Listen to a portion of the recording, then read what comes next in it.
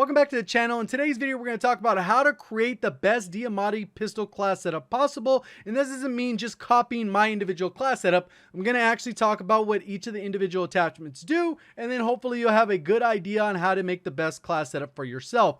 A lot of people are kind of switching away with this as soon as the akimbo's gone. This thing is still pretty viable, and the reason why I would look into picking it up is because as a secondary, it's a great option in case you land late if you still want ghost, or if you're still going to play a little bit aggro, you can go ahead and go with a restock. It gives you that option instead of going for overkill right away. But obviously it really just depends on the mode you're going to be playing in. Do enjoy the video, learn something new, please do me a favor, hit that like button. Goal in today's video is 3,500 likes. If you're brand new looking to find your way back, double check, make sure you are subscribed with notifications on. All right, so the first thing we'll start off with is the base ADS speed of the weapon is 167 milliseconds, which is incredibly fast. That really fits into the pistol category, way faster than SMG. So that is one of the things that SMG is going for. It typically have faster movement, but the damage profile is what really separates this gun from a lot of the other guns, and it really fits into that close range SMG meta. Basically from 0 to 10 meters without any other attachments, it's going to do 45 to the body, 72 to the head, which makes it a 6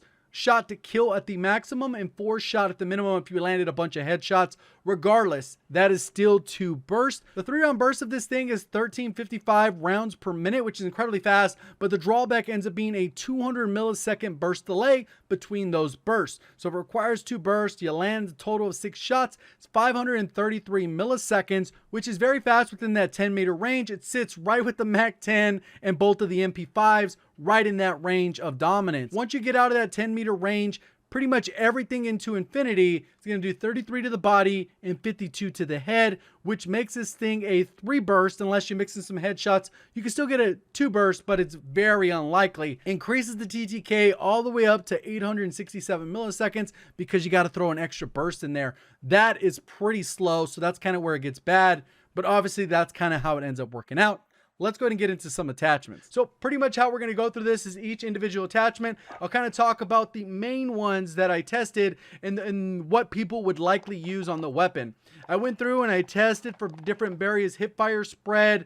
I'm put all these things on the screen as I go through them, so it's a little bit easier as a visual reference. Most people are just going to go with the agency suppressor. One of the weird things with this thing is it actually increases your range, which is expected. So for whatever reason, they have it backwards in the stats for this individual pistol. It nerfs your bullet velocity by about 20% and increases your range by about 10%, bringing your 10-meter range up to about 11. So not a huge jump in range. So if you want to go ahead and run something else, you're more than welcome to. As far as some of these other ones, I didn't notice any difference in terms of vertical recoil. It's kind of like a waste to use any of these things. So the main reason you're going to use the agency suppressor is because it's going to keep you off the minimap, because it didn't look like it impacted your ADS time at all. And I'm going to talk about that as well. Now the barrels, it gets a little bit interesting with barrels because this is where a lot of debate comes in. Hey, which one's good? Which one's bad?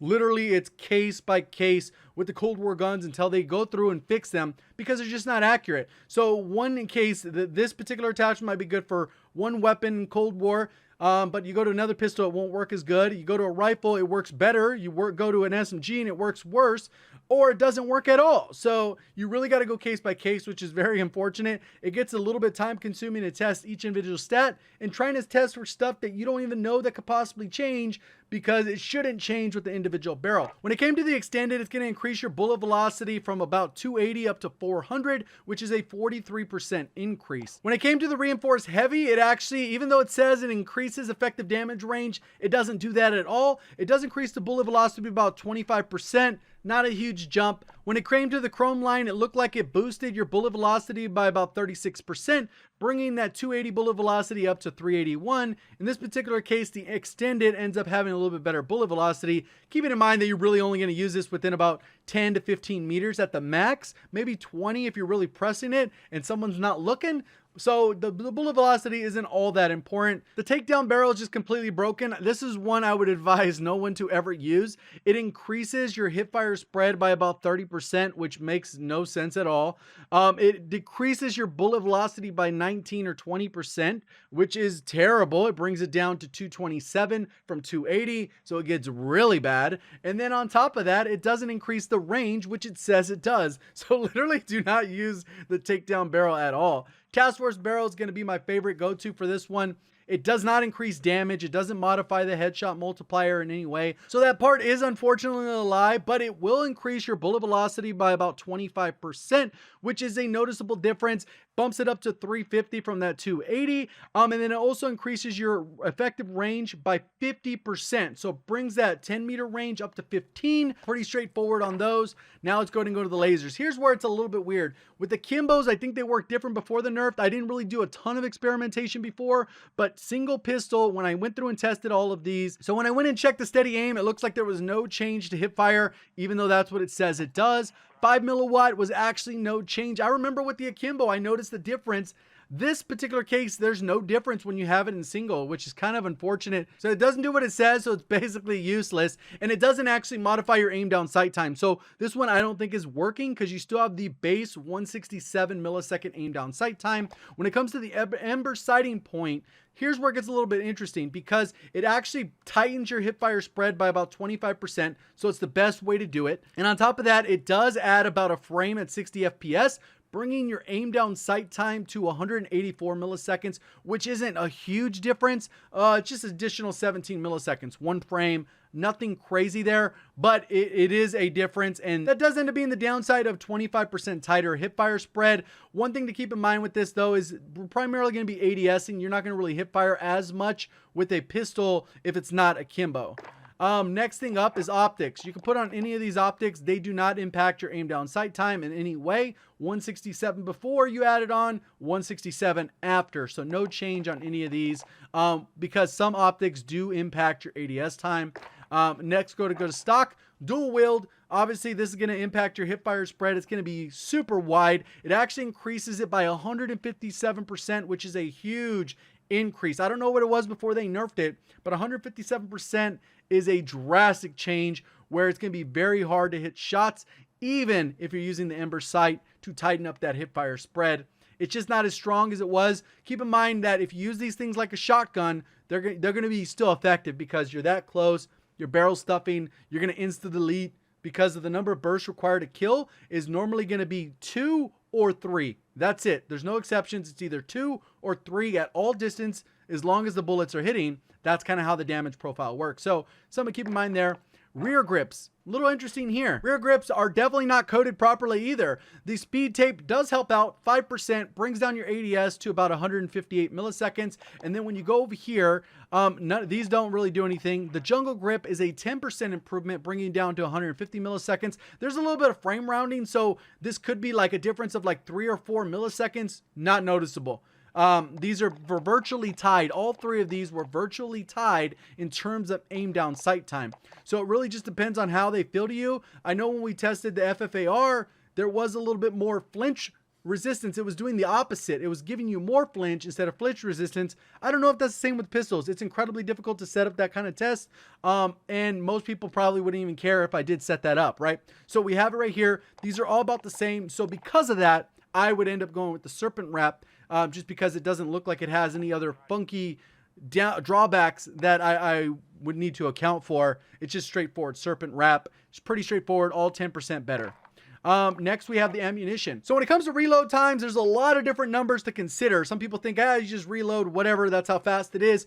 But there's reload add time, and then there's reload when the animation is over. Reload add time typically happens where the actual ammunition on the bottom right of your screen changes to the full amount. So if I was at 3 bullets and I have a 30 round mag, it'll change to 30. That usually happens, and a lot of times in Call of Duty, you can just cancel the animation after that because that's the end of the reload. And then on top of that, there's the end of the reload where basically your gun is able to fire without you touching anything else but the fire button. So that's how that works. And then on top of that, there's different reload time depending on if you have at least 1 bullet in your gun, or 0. If you go completely empty, the reload time is always going to be longer because you got to rechamber an extra round or do an extra animation to set up the weapon. So it's better to reload when you have 1 bullet than to have none, just because it will be a little bit faster. So I'll run through those. You can kind of see them on screen. So the standard reload for the gun, as long as you have at least 1 bullet in there, the reload add time where the bullets actually register into your gun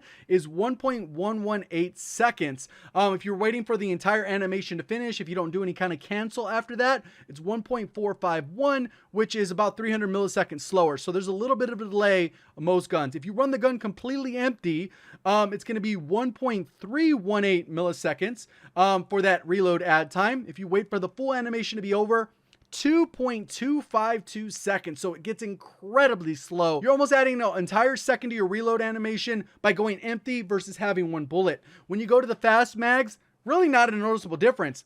1.068 seconds on the add time with the fast mags as long as you have bullets. 1.385 seconds for the full reload animation. If you were completely empty, you suffer from the same penalty and it ends up basically being the same amount of time as if you didn't have fast. So there was really no difference between that. In terms of ADS time, when you equip a heavier mag, you will get a little bit slower ADS. What I measured was about 14% slower, regardless if you went with the regular 30 round mag or the 30 round fast mag. So that's something to consider. Then you put on a rear grip, that'll speed it up by 10%, kind of offsets it, which is still incredibly fast considering most of the SMGs are around 220, 250, depending if they're on the slower end.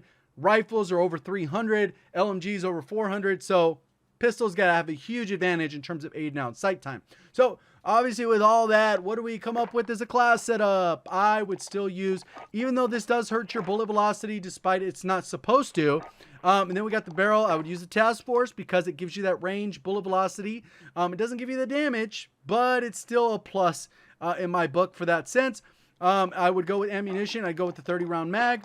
And then I would go with the serpent wrap. And this one's really a matter of preference. I would probably go with the ember sight over having an optic because I'm not going to really use this at long range.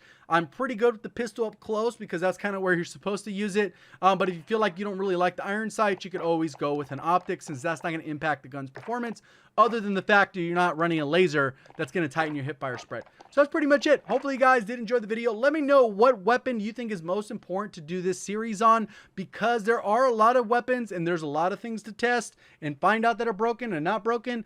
What is priority on your guys' list of this type of video where I literally go through each attachment? If you did enjoy the video, let me know by hitting the like button. If you're brand new, want to find your way back, double check to make sure you are subscribed with notifications on. Appreciate all the support. Thank you for watching as always. Have a great day.